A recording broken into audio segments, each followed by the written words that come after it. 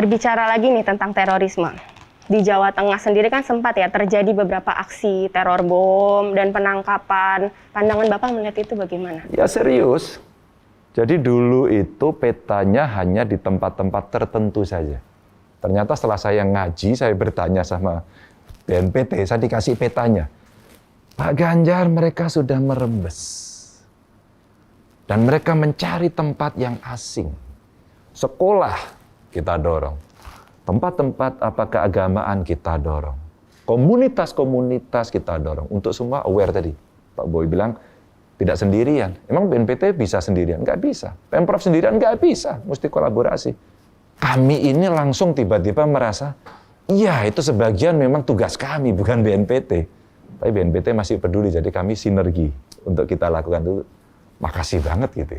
Pak, BNPT kan banyak juga ya program-programnya yang ada di Jawa Tengah.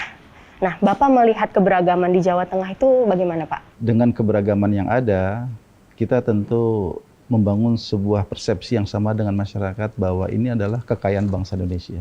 Karena tokoh-tokoh yang ada di Jawa Tengah itu, ibaratnya itu ya dia tokoh agama, tapi nasionalismenya sama hebatnya dengan pengetahuannya dalam ilmu agama. Kekayaan itulah yang tentu harus kita perkuat untuk jangan sampai narasi ideologi terorisme itu diterima oleh masyarakat kita. Saya banyak baca artikel yang menuliskan Pak Ganjar ini sangat menanamkan nilai-nilai toleransi kepada siswa-siswa di sekolah. Nah, kenapa tuh Bapak sangat gencar melakukan itu? Saya awalnya tanya, dan saya dapat informasi dari BNPT. Setelah BNPT cerita banyak, mengedukasi saya, memberikan informasi saya. Dan saya kemudian dikenalkan dengan ex-napiter umpama. Bro, aku tanya sama kamu. Kira-kira saya sebagai gubernur, apa yang harus saya lakukan pertama? Pak, pantengin sekolahan. Loh itu dia yang ngomong. Setelah dapat informasi, saya konfirmasi. Kami tabayun, kami bertanya ke sana. Sekolahan pantengin, Pak. Sekolahan, Pak. Itu anak-anak yang waktu itu kejadian di Sragen, ngibarin bendera hitam. Setelah saya tanya, saya disuruh kok, Pak. Kita kan nggak tahu, Pak. Begitu di BAP. Yang satu dibaca, Pak. Oh ini nggak benar, ini salah, saya nggak setuju. Ini salah, ini nggak setuju. Loh, kok dia punya kemampuan ini? Maka dalam perasaan saya, anak ini kena. Langsung kita buatkan tim, pantau dia, urutkan. Nah, saya minta tolong dong, celebrate dia, siapa jejaringnya dan sebagainya, agar kita bisa mengedukasi. Toleransi itu karakter bangsa kita.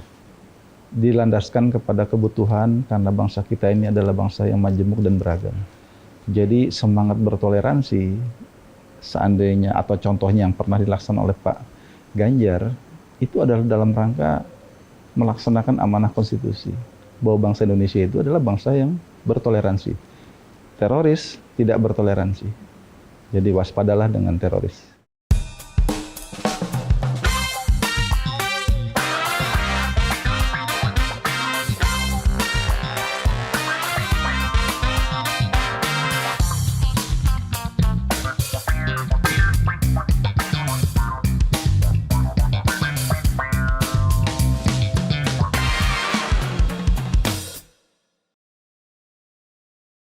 Jawa Tengah menjadi barometer toleransi di Indonesia. Banyaknya keberagaman yang ada di sini membuat podcast Cafe Toleransi jalan-jalan ke Jawa Tengah. Dan Sobat Damai, episode kali ini sangat spesial. Saya sangat senang sekali karena bisa ngobrol langsung dengan Gubernur Jawa Tengah, Bapak Ganjar Pranowo. Dan tentunya ada Pak Kepala BNPT juga, Pak Boy Raffi Ahmad. Bapak terima kasih banyak ya sudah mau meluangkan waktunya untuk ngobrol-ngobrol santai di podcast Cafe Toleransi. Bapak apa kabar ya Pak? Baik, sehat. Baik. Pak Boy sehat ya Pak? Alhamdulillah. Alhamdulillah. Ya, baru ngopiin. Baru ngopi. Ngopinya di Cafe Toleransi. Ya. Nah Sobat Damai, BNPT lagi ada kunjungan ke Jawa Tengah. Nah, kita kesempatan nih untuk ngobrol sama Pak Ganjar, ditemenin Pak Kepala juga. Saya mau ngomong langsung sama Pak Ganjar, boleh ya Pak? Ya, silakan. Nah, Pak, saya ini salah satu followers Bapak di Instagram nih Pak. Bapak ini sangat aktif ya di sosial media. Dan saya tuh sangat tertarik bacanya gini, Tuanku ya rakyat, gubernur cuma mandat.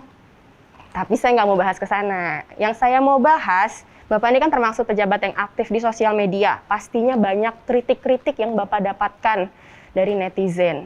Bapak itu menanggapinya bagaimana sih, Pak? Iya, kadang-kadang netizen melihat dengan pikiran dan persepsinya.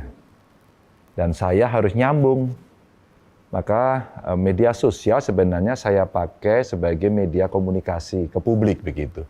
Ya biasanya kalau baca koran, anak sekarang nggak baca koran, korannya online. Ya nggak? Terus kemudian politik itu kadang-kadang tinggi, pemerintahan itu nggak tahu rakyat caranya harus bagaimana. Maka istilah saya, politiknya kita recehkan, Mbak. Perecehan politik itu adalah dengan komunikasi yang menyenangkan, yang lucu, dan itu tempatnya adalah di medsos. Nah disitulah sebenarnya saya sedang memberikan pesan-pesan itu. Termasuk kemarin ketika podcast, bertemunya dua tokoh, satu korban bom, yang satu pendana bom. Dan dia bisa bertemu, berpelukan, nangis. Saya podcast itu, saya sampaikan, dan jadi cerita ternyata. Jadi pesan-pesan itu yang kita pakai, maka medsos saya memang saya pakai untuk berkomunikasi. Kadang-kadang kalau udah ya serialnya kok ini ya pemerintahan terus, ya sekali-kali kita guyonan yang lain. Itu biar enteng. Iya, benar. Saya lihat sih Bapak di sosmed suka bercanda. Apalagi tadi Bapak ada postingnya, yang cewek minta yang nikah-nikah gitu. Itu lucu. Ternyata kan semua orang jadi ikutan gitu kan. Sekali, jadi viral, Ya, Pak. yang suka pasti oke, tepuk tangan, tapi yang nggak suka membuli. Kalau yang membuli itu Mbak biasanya, ya udah kita tangkep, berarti ada kritik yang kita mesti koreksi, atau frekuensinya nggak sama, atau memang mereka berbeda dengan kita. Berbeda itu macam-macam gitu. Ya, kalau kita disanjung nggak perlu melayang terbang lah Mbak ya. Tapi kalau dibully nggak usah harus merasa jatuh tersungkur. Biasa saja gitu. Benar sekali. Nah kalau Pak Kepala sendiri gimana Pak? Ya, pertama saya melihat beliau sebagai kepala daerah itu memanfaatkan sosial media juga tentu dalam konteks memberikan edukasi ya. Dan kita di BNPT ini merasa terdukung karena juga termasuk kontraradikalisasi. Jadi kita ingin tentunya sosial media ini dimanfaatkan dengan secara baik oleh masyarakat. Jadi bukan hal-hal yang misinformasi, apalagi hal-hal yang sifatnya hoax ya. Dan apa yang dilakukan Pak Gubernur dalam konteks mendukung kontraradikalisasi dengan memanfaatkan sosial media itu adalah sebuah yang hari ini memang sangat kita harapkan, karena ruang publik sosial media itu kita berharap jangan sampai dikuasai oleh jaringan yang mengusung kejahatan terorisme atau pengusung ideologi terorisme ya. Jadi dalam kontra narasi sangat memberikan edukasi yang pas kepada masyarakat ya. Oke, terima kasih Bapak. Nah, saya mau nanya lagi sama Pak Ganjar. Ya. Banyak Pak pertanyaan saya, nggak apa-apa ya Pak? Apa tuh? Nah, seperti apa sih Pak keberagaman dan kebudayaan yang ada di Jawa Tengah? Karena kan Bapak pernah bilang, Salatiga menjadi kota yang paling toleransi. Dan Semarang menjadi mendapatkan gelar Benteng Pancasila. Itu kenapa Pak? Ya, sebenarnya sesepuh-sesepuh Jawa Tengah, gubernur-gubernur sebelum saya sudah mendeklarasikan diri. Jawa Tengah adalah bentengnya Pancasila. Tapi kan nggak boleh statement dong, Mbak. Mesti diwujudkan dalam perilaku. Alhamdulillah, dulu itu Jogja yang sering mendapatkan penghargaan ya, paling toleran, dan kali ini Salatiga, Mbak. Jadi Salatiga itu kotanya kecil, adem, tapi berbagai suku, bangsa ada di sana. Ada yang sekolah, ada yang bekerja, banyak sekali. Dan mereka tuh berdampingan biasa. Ketua DPRD-nya orang Manado hari ini. Ya. Wali kotanya ya tentu orang Jawa. Orang dari Indonesia Timur banyak yang kuliah di sana. Pabrik-pabrik di sana, tempat usaha banyak orang asingnya. Bahkan sekolah asing ada di sana. Jadi mereka udah terbiasa sehari-hari seperti itu. Maka orang di sana itu kerasan gitu, Mbak.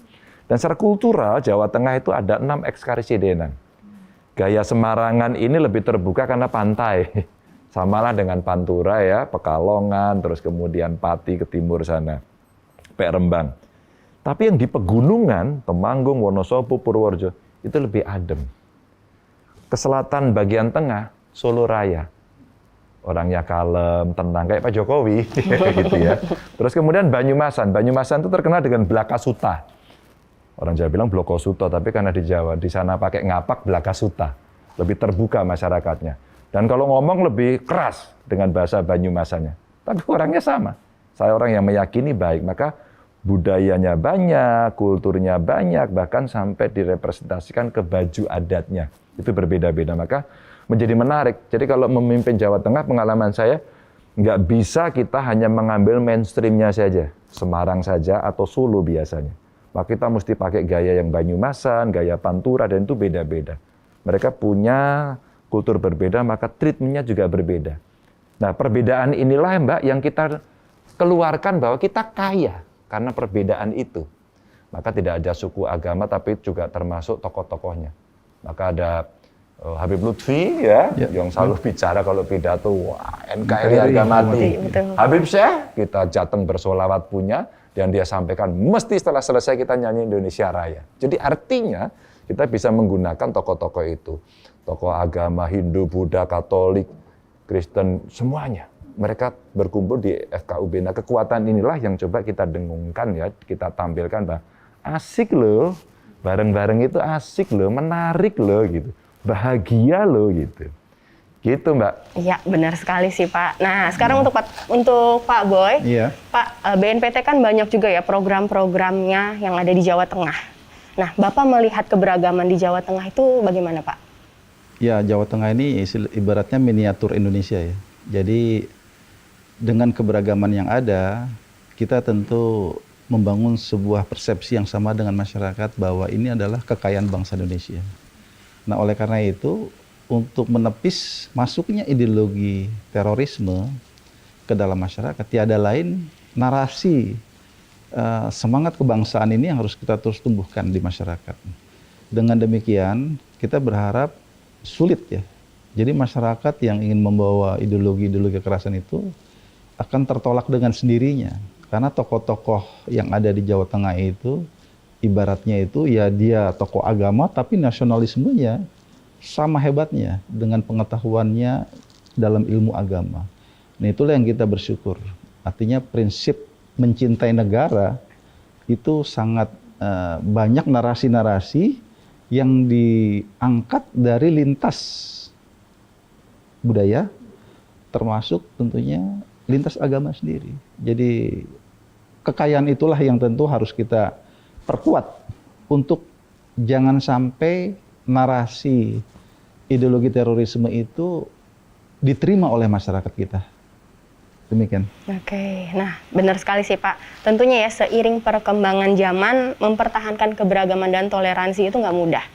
Kira-kira untuk Pak Ganjar, ancaman terbesar yang mengusik keberagaman di Jawa Tengah itu apa? Politik identitas. Kalau kita sudah bicara politik identitas, kita merasa benar sendiri. Begitu singgungan, konslet, udah itu yang udah terjadi. Maka dalam beberapa kegiatan kita coba hadirkan semuanya. Ada Mbak cerita Mbak, kemarin saya datengin tamu dari Lampung. Gimana Pak? Boy itu FKUB Pak Boy. FKUB Lampung. Provinsi. Saya ceritain, kenapa mau studi banding ke sini gitu. Apa kelihatannya kok di Jawa Tengah asik. Ya ada yang asik, tapi yang nggak asik juga ada gitu kan. Tapi kita kan harus membangun keasikan. Iya. Jadi suatu ketika Mbak di antara mereka bertemu di rumah Bante dari pendeta Buddha gitu ya. Sampai maghrib Mbak, sampai maghrib Pak Boy. Terus sudah maghrib azan. Waduh mau sholat nih. Sholatnya di mana? Karena tempatnya itu di tempatnya agama Buddha di sana. Ada pendoponya gitu. Akhirnya apa? Dibersihkan Mbak minggir. Boleh nggak sholat di sini? Sholatlah di situ. Bareng-bareng.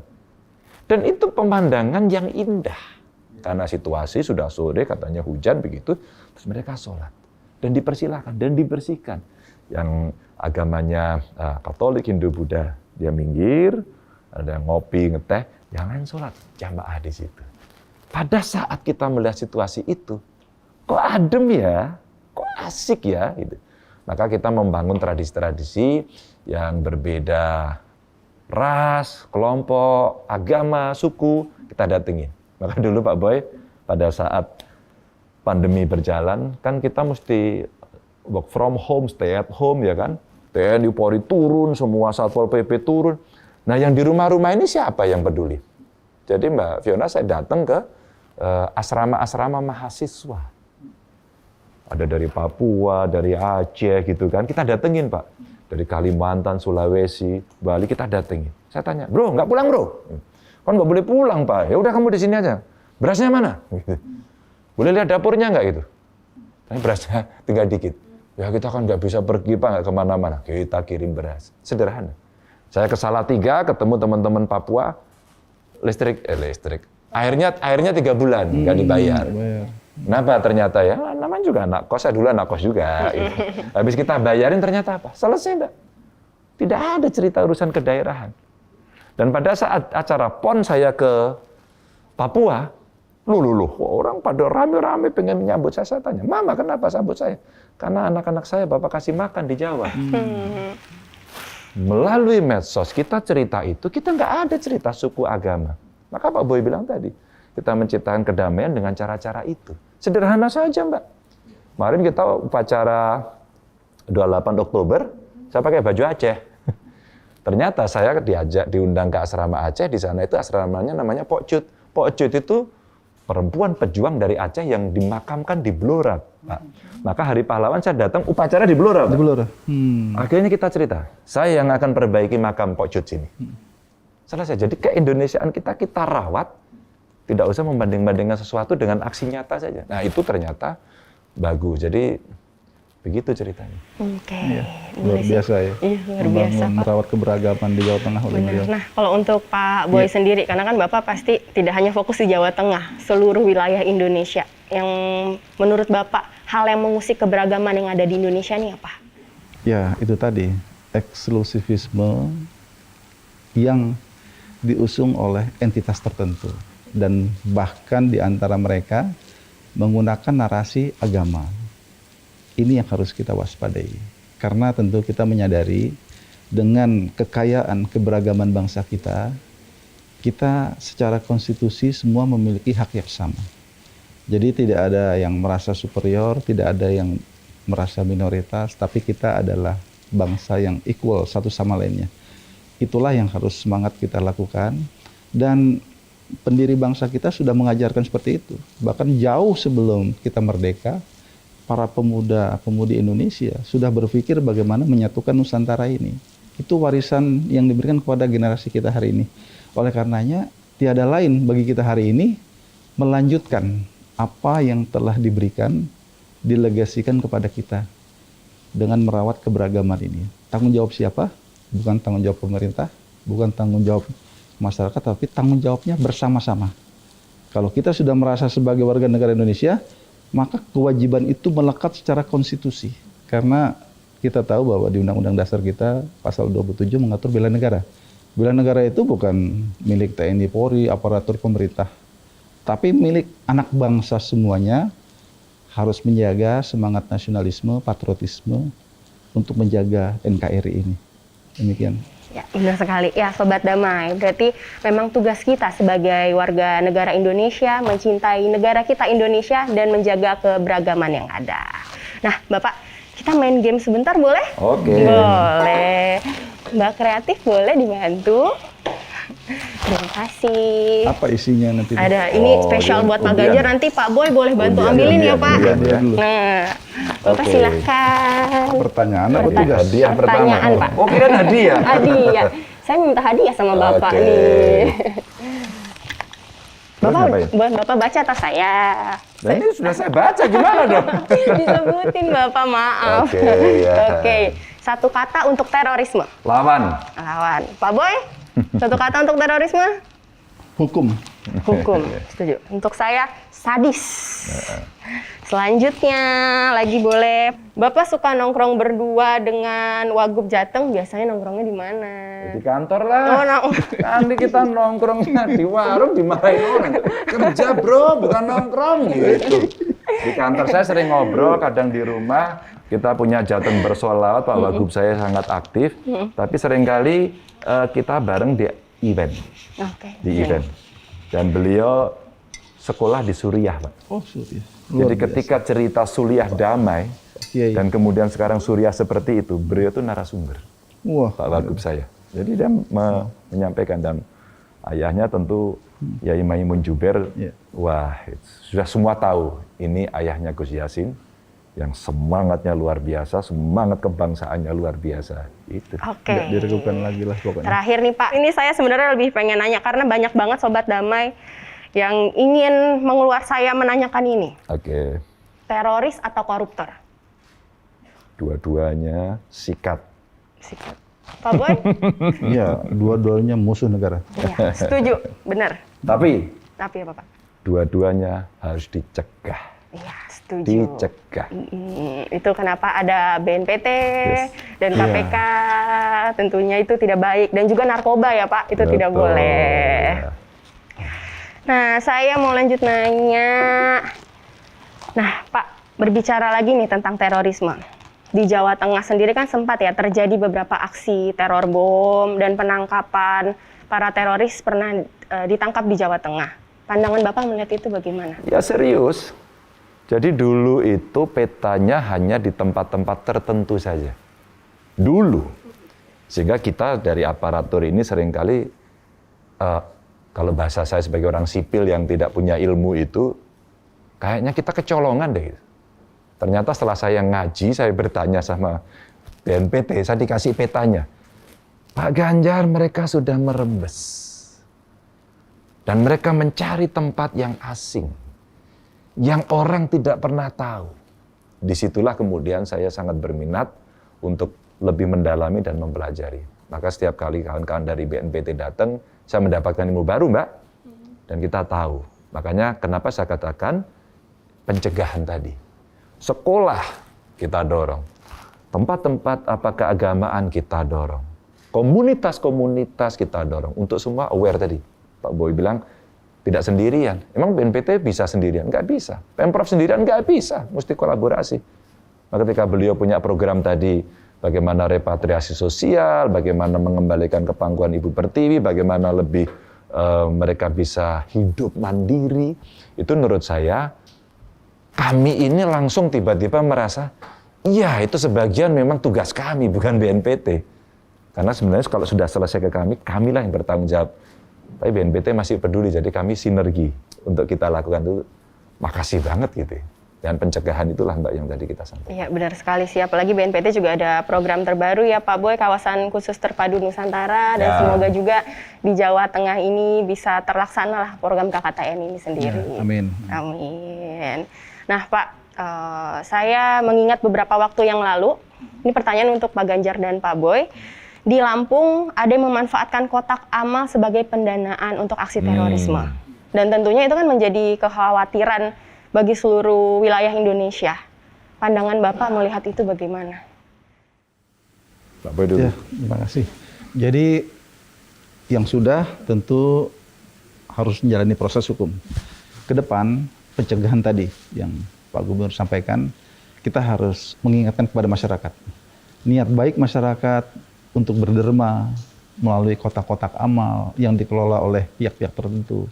Kita harus pastikan bahwa mereka latar belakangnya memang punya niat yang tulus untuk membantu umat yang lemah, bukan untuk mendukung kejahatan terorisme. Oleh karenanya, tentu kita harus memilih, memastikan bahwa uang yang kita bantu tidak disalahgunakan. Ini pengalaman yang akhirnya memberikan warning kepada kita untuk lebih kita berhati-hati dalam berderma. Ya, Oke, untuk Pak Ganjar? Iya, kita kaget terkejut ya. Berarti pasti ada oknum yang menyalahgunakan. Kami komunikasi dengan Majelis Ulama Indonesia, kami komunikasi dengan Kemenak, kami komunikasi dengan komunitas-komunitas takmir masjid begitu. Dan ternyata banyak kok Mbak di antara mereka. Mereka juga ikut gelisah ternyata. Pak Gub, kita juga nggak enak nih Pak Gub gitu. Jadi gimana dong? Yuk. Nah, kembali lagi dari konteks pencegahan edukasinya, maka mesti masuk seluruhnya. Maka kalau saya tadi bilang di keagamaan, di komunitas, di sekolahan, kenapa mesti kita edukasi, kita cegah, kita berikan penjelasan-penjelasan, ya sering ngobrol lah, ngopi bareng tadi gitu kan, sering-sering ngopi lah gitu, ngobrol, itu penting. Karena ketika ada informasi semacam ini bisa masuk. Yang saya podcast itu juga persis terjadi. Seluruh potensi-potensi resources keuangan yang bisa kita ambil, diambil kok. Dan tidak peduli. Karena doktrinnya itu halal gitu. Itu kan bahaya. Apalagi kalau di masjid. Orang itu untuk kegiatan masjid kok masa diambil. Jadi konteks Islam yang rahmatan lil alaminnya itu sebenarnya mesti kita dorong. Enggak, ini harus untuk kebaikan, kemaslahatan bersama. Gitu, Mbak. Oke, Pak. Ini satu pertanyaan terakhir boleh ya? Ya. Saya banyak baca artikel yang menuliskan Pak Ganjar ini sangat menanamkan nilai-nilai toleransi kepada siswa-siswa di sekolah. Nah, kenapa tuh Bapak sangat gencar melakukan itu? Saya awalnya tanya, dan saya dapat informasi dari BNPT. Setelah BNPT cerita banyak, mengedukasi saya, memberikan informasi saya. Dan saya kemudian dikenalkan dengan ex napiter umpama. Saya paling suka, Mbak, saya explore dia, saya gali dia, saya ulik habis-habisan dia. Sehingga saya punya ilmu itu. Apa kata mereka? Bro, aku tanya sama kamu. Kira-kira saya sebagai gubernur, apa yang harus saya lakukan pertama? Pak, pantengin sekolahan. Loh, itu dia yang ngomong. Setelah dapat informasi, saya konfirmasi. Kami tabayun, kami bertanya ke sana. Sekolahan pantengin, Pak. Sekolahan, Pak. Maka kenapa kemudian kami gubernur mengajarlah masuk, kepala sekolah kita ajak, kami memantau cyber, Pak, ya, kerjasama dengan aparatur yang memang punya kompetensi otoritas itu, kita pantengin, Pak. Dan nemu, kami panggil beberapa kali. Bapak, Ibu kenapa komentar seperti ini?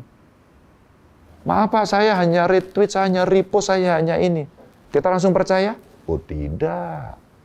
Karena mereka infiltrasinya udah masuk kemanapun. Dan itu hanya dibutuhkan satu, kita mesti berani dan tegas. Maka saya pernah mengusulkan ke Menpan, Pak Menpan, sebaiknya yang begini kita jangan ragu Pak. Ini masuk kategori khusus Pak. Kalau sudah terbukti teruji, dipecat Pak. Kalau itu sulit, kita melakukan tindakan itu, mereka merasa, nggak apa-apa, tenang aja, paling cuma dipindah-pindah. Laten ini, gitu. Nah, itulah Mbak, pencegahan tadi kami lakukan dengan edukasi untuk menyadarkan. Itu anak-anak yang waktu itu kejadian di Sragen, ngibarin bendera hitam, setelah saya tanya, saya disuruh kok Pak. Kita kan nggak tahu Pak. Begitu di BAP gaya kita untuk pendidikan anak-anak. Kurang lebih 2 orang yang lain itu betul-betul nggak tahu, dia sedih, nangis. Yang satu dibaca, Pak. Oh ini nggak benar, ini salah, saya nggak setuju. Ini salah, ini nggak setuju. Loh, kok dia punya kemampuan ini? Maka dalam perasaan saya, anak ini kena. Langsung kita buatkan tim, pantau dia. Urutkan. Nah, saya minta tolong. Tolong dong, celebrate dia, siapa jejaringnya dan sebagainya, agar kita bisa mengedukasi. Oke, Pak Boy ada yang mau menambahkan?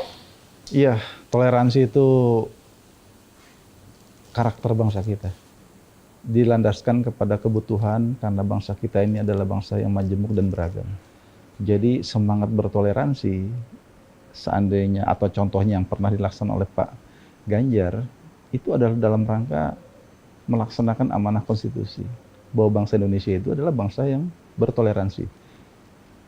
Teroris tidak bertoleransi. Jadi waspadalah dengan teroris. Oke, benar sekali. Waspadalah. Waspadalah. Soalnya nih ya Pak, kalau dilihat pertanyaan saya masih banyak buat Bapak. Iya. Tapi ini terakhir Pak, terakhir nih janji nih. Masih ada lagi terus? Enggak, udah Pak. Udah, ya. Seru ngobrol sama Bapak Boy, sama Pak Ganjar. Harapan Bapak untuk Jawa Tengah dan Indonesia sendiri bagaimana? Kita itu punya tantangan yang luar biasa ya. Bonus demografi, penduduk banyak. Yang produktif mesti kita arahkan agar negara berhasil. Mau McKinsey, mau PricewaterhouseCoopers, katanya Indonesia akan menjadi negara terbesar ekonomi. Tah nomor 4, tah nomor 7 dunia. Kalau kita roadmap-nya nggak kita siapkan, kita menjadi bangsa kalah. Kalau kita berhasil menyiapkan, maka ada potensi gangguan yang mesti kita singkirkan. Narkoba, pornografi, termasuk terorisme. Ketika kemudian itu bisa kita kanalisasi, katakan kita bisa buang dan kita edukasi, mereka mendukung, maka seluruh proses yang produktif untuk mengembangkan bangsa itu tidak akan sia-sia. Mbak, kita bangun gedung tinggi, kita bangun toleransi, kita bantu orang. Pecah karena itu. Berhasil? Enggak. Pak Wagub saya ketika di Suriah mengatakan dulu Pak Gub waktu saya kuliah itu enak, semua seneng. Masjidnya bagus-bagus, pondoknya bagus-bagus, kita ngaji di situ. Hari ini gara-gara itu luluh lantak. Kamu di mana ngajinya? Fasilitasnya hancur. Dan itulah Ya, panas setahun, hilang oleh hujan sehari. Hati-hati itu. Oke. Dan untuk Pak Boy? Ya, buat saya tentu bukan hanya di Jawa Tengah ya, Ya, tapi seluruh Indonesia. Seluruh Indonesia. Kita perlu membangun dan memelihara Indonesia aman. Yang kedua, Indonesia damai, Indonesia sejahtera, Indonesia yang bahagia. Itu aja. Terima kasih. Ya, Bapak, saya terima kasih banyak Sama-sama. sudah mau meluangkan waktunya untuk hadir di podcast Cafe Toleransi. Untuk Pak Boy juga Ya, terima kasih terima kasih, Bapak. sama-sama. Ya, Sobat Damai, seperti kata Pak Kepala BNPT, kita harus menjaga Indonesia aman, Indonesia damai, Indonesia sejahtera. Itu semua karena apa? Karena kita sangat bangga tinggal di Indonesia, kita harus mencintai negara kita, Indonesia. Ya Sobat Damai, saya pamit undur diri bersama Pak Ganjar, Pak Boy. Salam damai, salam Indonesia Satria.